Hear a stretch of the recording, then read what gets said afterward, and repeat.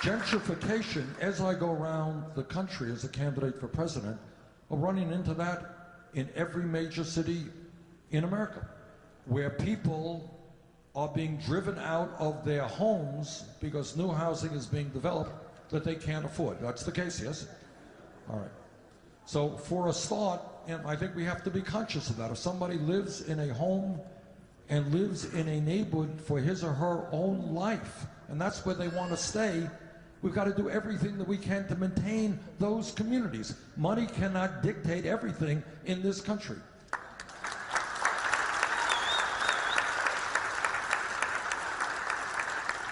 And secondly, as I've said before, what this campaign is about is asking people to think outside of the box and outside of the status quo. We should not accept as normal as what America is about that we have deteriorating communities in America with unbelievably high rates of unemployment and poverty and poor education. We do not have to accept that. And if we organize effectively, and I bet we have a lot of organizers here, and we fight back, we can make change. Let me give you an example of something which I'm very proud of. If we were in this room 5 years ago, not a long time ago, somebody jumps up and they say, you know, Senator Sanders, I think we should raise the minimum wage to $15 an hour, that the $7.25 an hour minimum wage is outrageous, it's a starvation wage. Nobody in this room would have probably thought that that was possible. People would have said, $15 an hour, you're crazy. You're doubling the minimum wage, it can't happen. Maybe $8, maybe $9, $15, impossible. But you know what happened?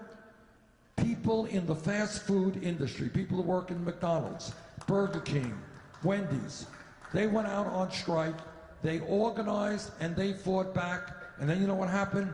Seattle, Los Angeles, San Francisco, Oregon, California, New York, $15 an hour.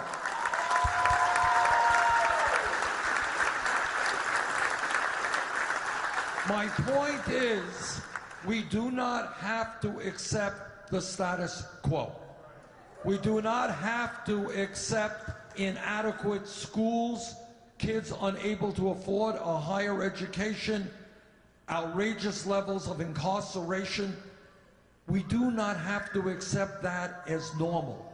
If we stand together and fight for a progressive agenda, we can, in fact, change that. Change can happen when we stand together.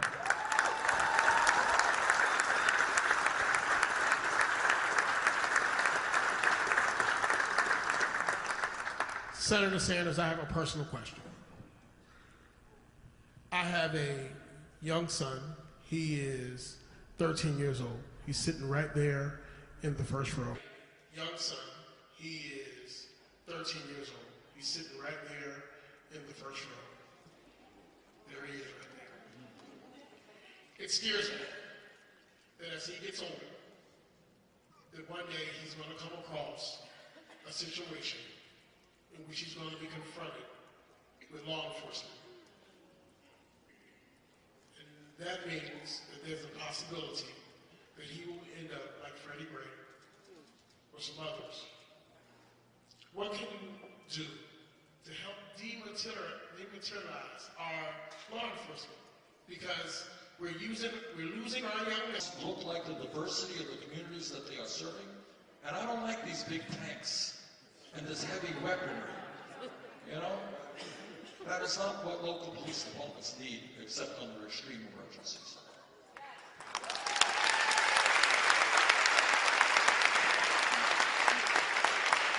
Once again, Senator Sanders, I want to thank you so much for coming to Philadelphia and especially to the storytelling something out of Methodist Church.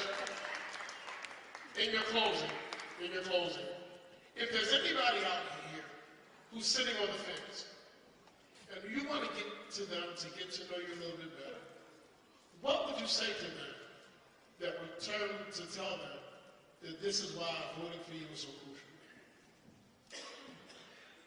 I think if you went to my website and looked at my biography, you would find that as a very young man, I stood up, fought against segregation in Chicago. give away my age here, but I actually marched with Martin Luther King Jr. and March on Washington.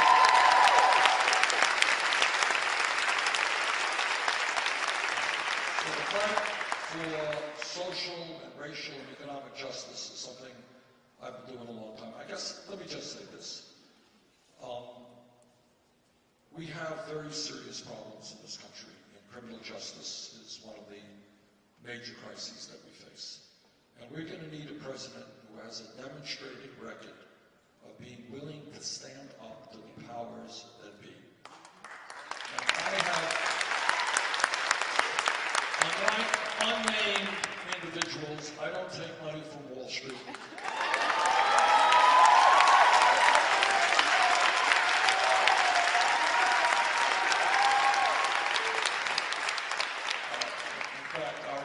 Contribution is $27.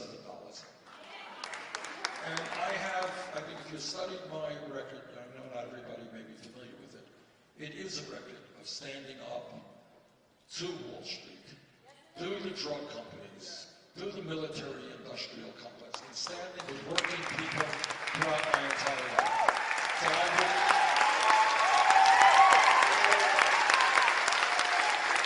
let me just conclude by saying this. I say this every day. No president, not Bernie Sanders or anybody else, can solve all of these problems we've discussed alone. Right? No one can do it alone. What we need is what I call a political revolution, where millions of people